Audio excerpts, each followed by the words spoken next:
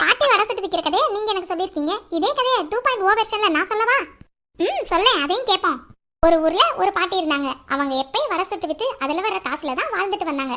அன்னைக்கு காலையில இப்படிதான் எந்திரிச்சு சரி வடை சுடுறதுக்காக பருப்பு ஊற போடலான்னு கிச்சனுக்கு போய் பருப்பை தேடினா பருப்பு தீந்து போச்சு. அச்சச்சோ, உளுந்தம் பருப்பு தீந்து போச்சே, இப்ப எப்படி வடை சுடுறதுன்னு யோசிச்சவங்க பக்கத்திலே கடலை பருப்பை பார்த்தாங்க. சரி இன்னைக்கு உளுந்த வடை போடுறதுக்கு பதிலா பேசாம பருப்பு வடையை போட்டு வித்துடலான்னு கடலை பருப்பு எடுத்து ஊற வச்சாங்க. அதுவும் கரெக்ட் தான். கதையில போய் பாட்டி உளுந்த வடை சுட்டாங்களா இல்ல பருப்பு வடை சுட்டாங்களான்னு நம்ம என்ன பார்க்கவா போறோம்?